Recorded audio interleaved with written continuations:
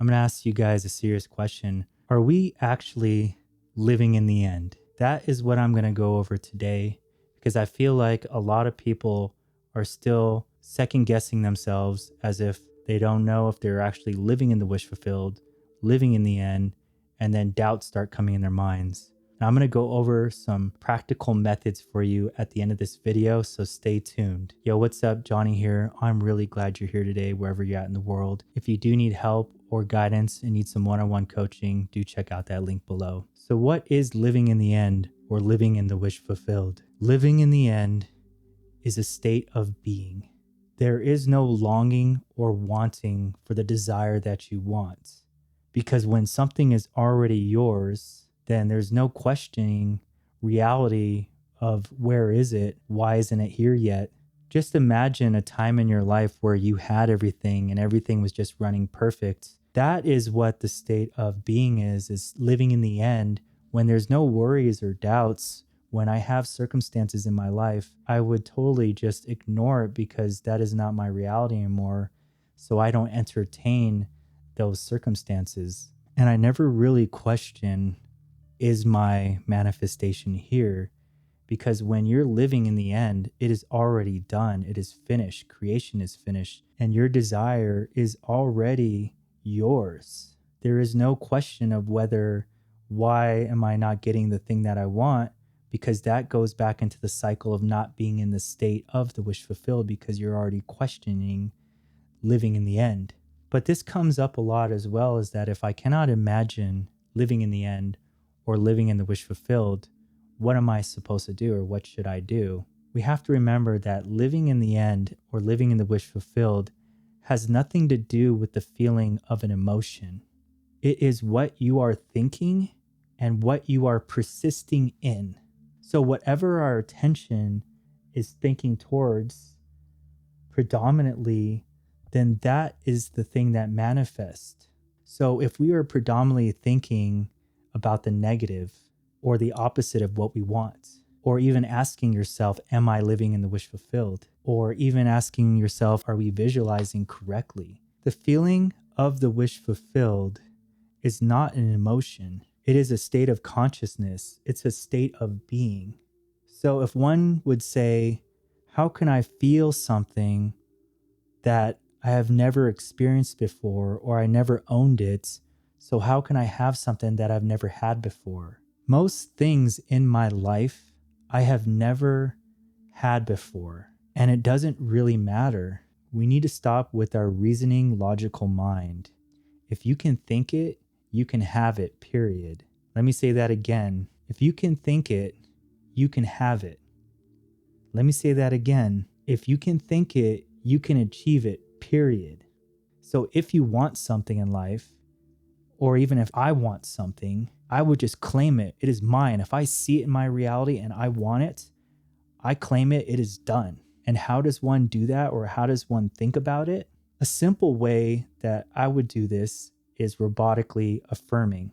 Now, you may have heard this on many other places, but robotic affirming is simply thinking of the thought and affirming that thought over and over and over. And there is no emotion with it, because with Neville, it's all about our state of consciousness, and it's our thoughts and what we're persisting in. And what he would call this is crowding the mind with the thought that you want, that there is no room in your mind for anything else. And how I would take that is the same thing as affirming nonstop or robotically affirming. And it doesn't matter about the emotion.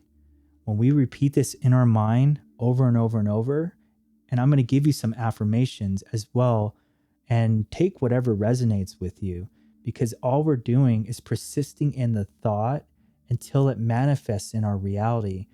And whenever we have spare time, or when we catch ourselves in a negative pattern, then we would repeat these in our mind. I am in power of my reality. I am in control of my reality. I am in control of my mind. And I have the faith that my mind will impress the subconscious mind and express my reality the way I want, because it is mine. I am the operant in power. There is nothing else in this world that can control me, because I deserve everything, because that is what I believe And that is what I am. I am a master manifester. We can believe and say these things because when you believe that you're a master manifester, then everything else will be easy because everything I want wants me more. There is nothing else in this reality that wants me more than the thing that I want, and it wants me just as bad. Another one is like, how is everything that I desire wants me more now? Or how is everything that I want is meant for me? I am so lucky that I am in the best version that gets anything they want, everything they want, and when they want it. I am so lucky to be a winner of whatever it is you want. And when you're done, I would say, I am so glad it is mine now. Thank you. It is done. I am so grateful. Thank you. I can't believe it is mine. Can't believe it's in my hands now. When we start impressing our subconscious with these and saying, I am so happy that finally I lived a life that I desire. When we're using these words, these are powerful words that are going into our mind. And when we impress it, we don't need to say the exact thing we want. Because if I say I have more than enough to live the life that I desire, that covers everything because you're putting it all into one. I have more than enough money to live the life I desire, right? Or you could say, I am the most lovable person in the world. Everybody loves me and everyone wants to be around me. And my SP is so obsessed, they cannot handle being without me for a minute. We have to remember that when living in the state and living in the end is like living your best life and not waiting for anything or expecting anything. Because when you're living the end, you're not asking for the desire anymore because it's supposed to be in your mind and it's already yours. So we keep going about life and living our life, and then eventually those things will catch up into our 3D. We have to persist in the thoughts in our mind. And the only time that we want to reaffirm in our mind is when we start wavering from the manifestation or from the belief that we have or from whatever the desire is. So when we start hearing these negative patterns like, I don't know what to do, I don't know if this is possible, what should I do about this? And when I say these things, sometimes I get these questions and I turn that around and say, why am I asking about the how? Like, what am I supposed to do? How am I supposed to do this? But you could ask directly to your subconscious, like, hey, what do I have to do to get XYZ? And when you ask in that way, you can do this before you go to sleep, asking your subconscious, and that is known to pop out of that with ideas and things to do or take action on. But we really need to be aware of the thoughts that we're putting into our mind. And if it's not something that's going to do us good in life, or if it doesn't do us any justice, or it's not pertaining to the things that we want, then we need to reaffirm in our mind, robotically affirm, or crowd the mind that Neville would say. And you would just repeat these thoughts over and over and over. You can rampage it. It doesn't matter if you have one affirmation or 10 affirmations. You can do a whole rampage of multiple things if you really wanted to. But I only do this, occasionally. It's like the best times I think to do this is to think about these thoughts before you go to sleep or when you first wake up. And then you do this throughout the day when you're catching yourself thinking randomly or thoughts that are just pointless. Because if that particular situation, or if you're in a negative situation or there's a problem, let's not think about the problem anymore, because if it's not in front of us at that given moment, your subconscious is running away and it's running and it's talking. So we need to quiet the mind and then reaffirm the thing we want over and over and over in our mind. You could say this out loud. It does impress it, but sometimes it can be a burnout to say these out loud. So sometimes I'll say it out loud a couple times when I'm driving, but then I'll just start thinking it in my mind. So anytime I jump back in my car and I'm doing something, I'll just think about it over and over and over a couple times and then just go about the day. But I'll just do this throughout the day, a little here, a little there. And I think some other content creators talked about 10,000 affirmations or something like that. But I think if you're saying it like 100 times a day or 1,000 times, eventually your subconscious will be impressed by the thing that you put into it. Because when I say I am in control of my thoughts and whatever I put in my thoughts, my subconscious will impress because I believe in my mind and I am a master manifester, right? So living in the end is just a state of being. So when you're living your best life, you're not thinking about the things you want because you know in your mind that it is already yours, because you wouldn't have lack or ask about where it's at because you're already in the end. And if we're thinking about time, then you can check out my other video on time. And there's also a method that you can use that Neville talks about, shifting through the vacuum of space through a future time period. So let's say if the lottery is in 3 days, you would picture yourself 3 days from now, right? Holding that check or whatever you want, right? It doesn't really matter what it is. And you would imagine yourself receiving this and embodying it. And if you don't know how to imagine, the imagination doesn't matter, because when you're thinking of the thought will create that on its own. And if it doesn't matter. We don't have to take things so seriously. And if we're not doing it, then we're not living in the end. And that is not true at all, because we can just affirm this. And Neville speaks of this, is that we think of the thought in our mind.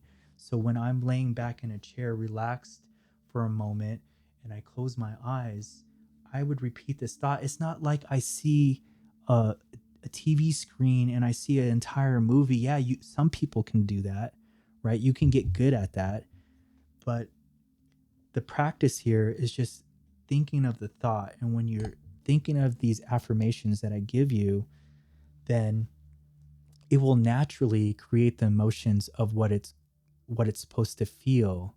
And the feeling is the knowing that it is done. It is the knowing the fact. It is a fact. So when we see something in our reality or in our 3D, we do not question, we do not waver from whatever it is we want. When we see something that is unwanting, I mean, if there's something you have to take care of and pay, you got to do it because you've manifested up to now. So you kind of have to kind of deal with reality. But most things we can just ignore the circumstance because they're just a part of the unfolding. Whether it's good or bad, sometimes things fold unusually crazy in order to get the thing that you want. I've said this before, that there was a time where I wanted something, and as soon as I was about to make the move, everything in my life started collapsing. My friends were getting upset, and then, that I was leaving, and then, or a situation where a lease randomly had to close early because they just wanted to do a remodel in the house. And then I'm like, well, what am I supposed to do? Am I going to just stay in a situation? I have no choice, right? So a lot of these circumstances get thrown on us, but we don't know where those events will lead us to.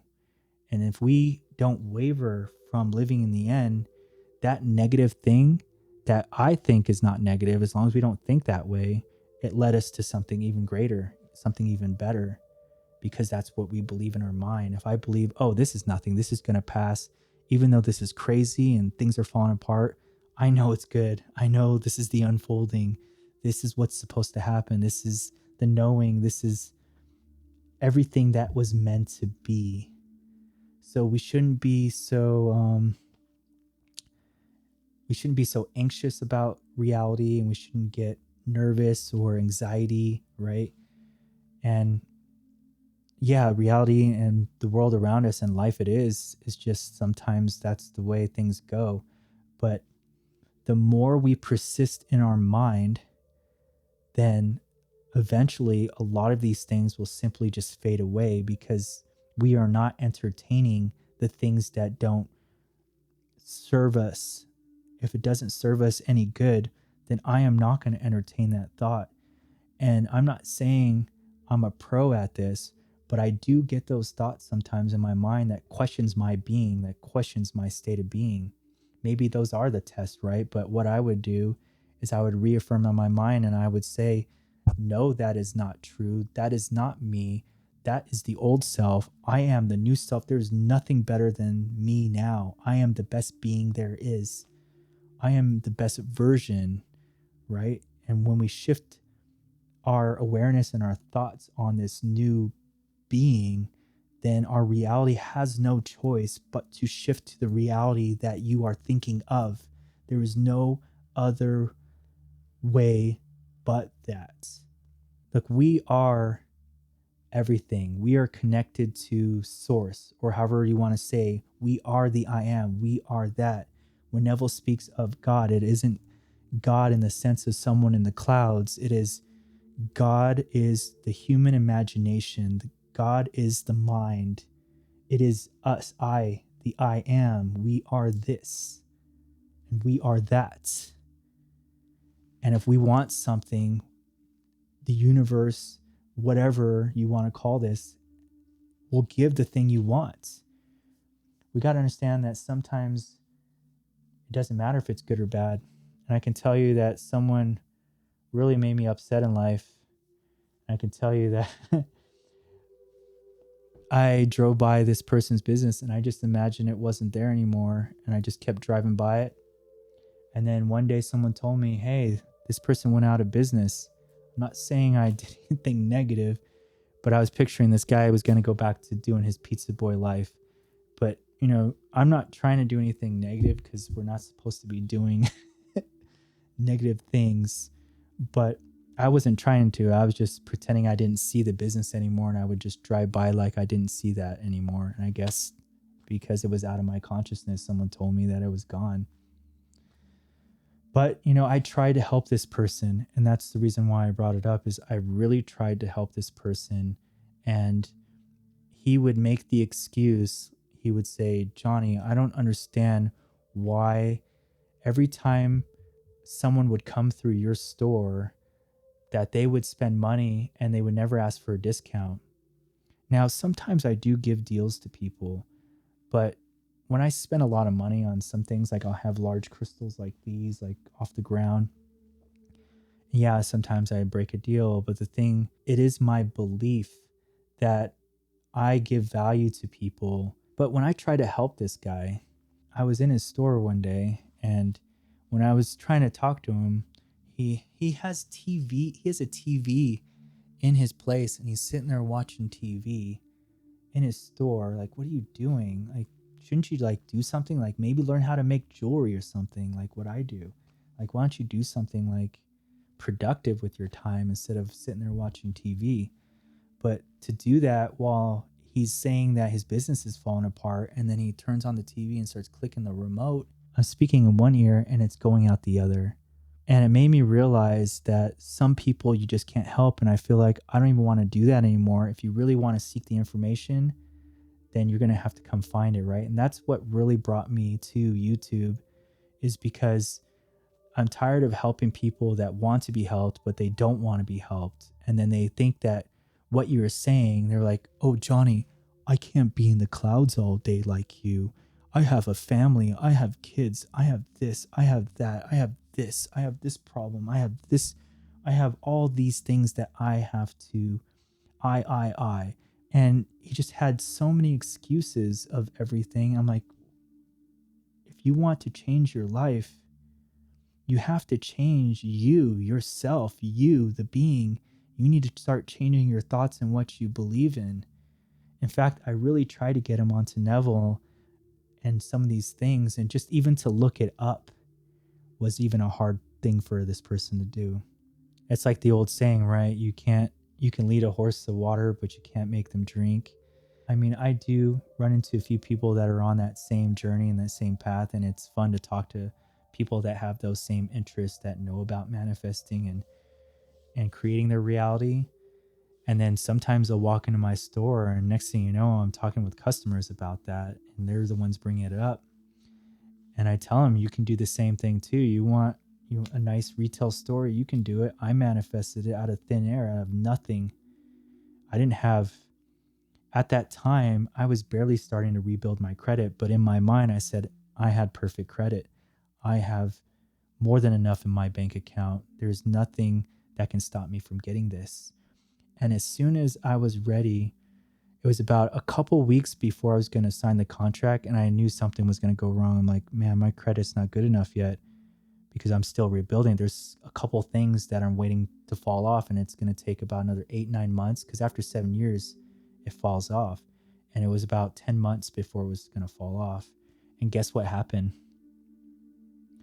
every single negative thing fell off before I was about to sign, and my credit report got updated, and then my credit score jumped. I was over 700 immediately because I was already paying all these other things, because I learned that I'm not going to make these mistakes again. And I already assumed that I'm going to be making big purchases and buying houses and buying, stuff like that. So I started acting as if and embodying that person that has those things, those finances in place. So if you're trying to get your finances together, embody the person that has perfect credit, that things will happen the way it is. And imagine that you have perfect credit and things could fall off your credit report. I'm just saying, it happened to me. If you're getting value out of this and you don't want me to disappear into the ether, then make sure to hit that like and subscribe. And if you are going to take your power back and you are going to make the reality yours, claim it now by putting it in the comments below and say what you're going to manifest, or say what you're going to be, or say what you're going to embody. And then when you put that in writing, you will have to abide by what you put. You put that into existence, you're putting it into the universe, and you're putting it out onto it like it's scripting. So put that in the comments below so you can put that out into the universe, and you know that whatever it is you're going to do, it's going to happen for you. So I really appreciate you. I know you got this. Everything you want is yours. We need to just persist in the end, persist in our thoughts, and just live life and just be, and live in the moment, and let go and detach from the things, because we already know that it's going to come. So there's no need to think about it anymore. We can just persist when we start hearing negative thoughts, or when we want to, or when we really want something bad, then yeah, I would persist hard for it. Till then, if you're still looking into more manifestation and you want to level up your reality, then check out this video here to take you to the next level.